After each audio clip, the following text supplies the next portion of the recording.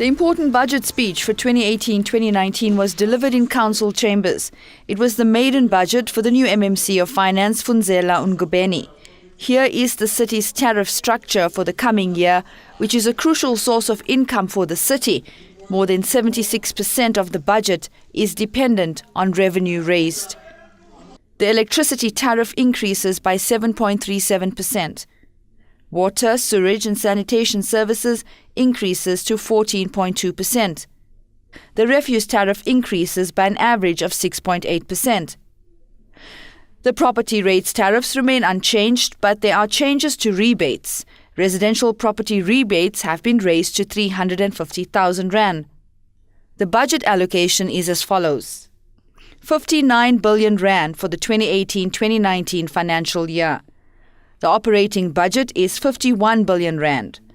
The capital budget is 7.8 billion rand. In the delivery of his budget speech, the MMC of Finance referred to the challenges facing this administration. He referred to backlogs in infrastructure relating to water, electricity, sanitation and refuse removal. He also alluded to the massive backlog facing the housing department. He said a big game changer would be to optimize revenue collection. We decided to chat to him further about this, and his team shed more light on how they intend doing that this year. Our collection has been really improving, and in some cases it has been going a little bit down.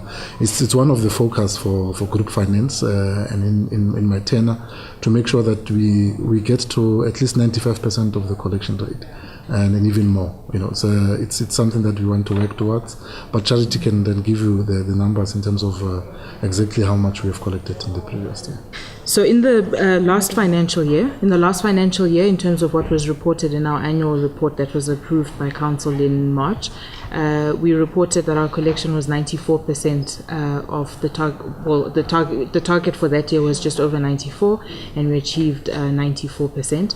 In the current year, we are on track to meet our collections for the current year. I think in the current year, we took into account some of the challenges that residents have been experiencing in terms of the state of the economy, and our target for the current year is just below 93%. We are putting in place measures that will have a targeted focus. I think the MMC mentioned that there are people who are able to pay but are currently not paying us. So we have an approach where we aim to get the high value customers that perhaps have not willingly been coming through and paying. I think the MMC is on record to have gone into the waterfall area over the last week, where we picked up some illegal connections and some of that in those sort of high value areas that would be able to afford to pay but have not necessarily been paying in contribution towards the city's purse. We're also implementing a process where we want to have targeted billing resolution teams, because some of what keeps customers from paying is where they have long outstanding queries, particularly as they relate to meter reading for water and electricity.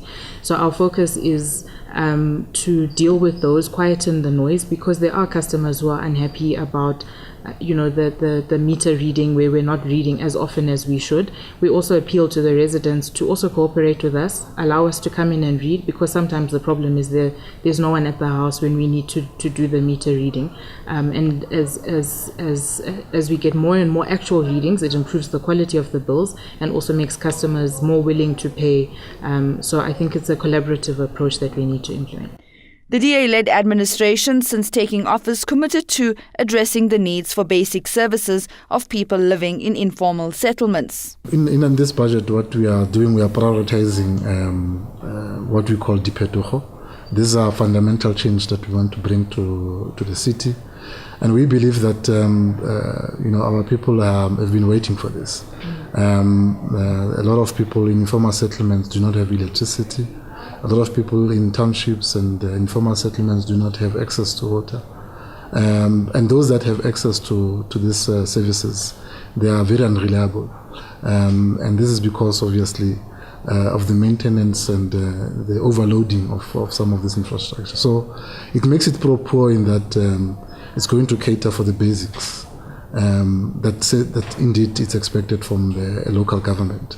And these are issues of water, electricity, housing, improving the conditions in informal settlements, and maintaining our infrastructure that is there. And then also obviously ensuring that places like Deep Slot and other places, they get community facilities that they've been asking for. Community development, for example, have been allocated some money to build a swimming pool in Lehaye, and these are some of the things that really our people have been asking for. However, not everyone is convinced that this is a pro-poor budget. We disappointed but not surprised. The budget is not transformational. It does not even talk.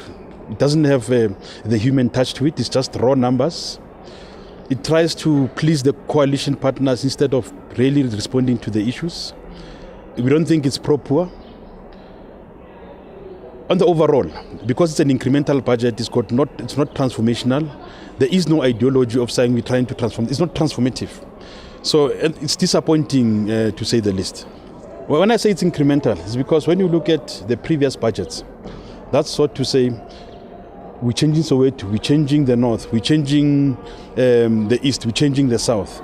They would say this in this area, this is the problem. Stormwater drainage, gravel roads, traffic calming measures, etc., etc. Economy, micro enterprise. That's transformational to say in this area, this is what I'll do in this area with this budget. Now, just to say I've got 10 areas that will tar 1,000 kilometers of roads. To what end? With what? So a budget speech must tie in with the state of the city address that seeks to transform. What I'm saying is not pro-poor. It's precisely because the poor are struggling, the rich are not. So what you tend to do, then you tend the rebate to favor the rich and not to favor the poor. And when you look at it, it's just really throwing numbers in these informal settlements with really no transformation from moving the people from poverty to prosperity. We also checked in with the MMC of Finance to find out how they intend to continue cutting wasteful and irregular expenditure. The austerity measures that we have embarked on since we came into power in 2016, including really things like international flights, where we have cut that quite substantially. We have cut on consultants. We have also, cut on other things within the city that really do not add a lot of value. So, in terms of austerity measures, I think in the last financial year, we actually mentioned that we managed to save close to 500 million, and we will continue to do so. Internal travels, we are now, I think, in our budget, we have allocated money to have our own travel office in the city, where travel arrangement will be arranged internal rather than really going outside and seeking for tickets outside, flight tickets outside. We think that will also save a lot of money for us. But in terms of really fruitless expenditures, we are also looking at the office of the city manager together with the team that is here to ensure that our departments reduce any expenditure that is unlawful. Rashina Mohammed for Joburg Today.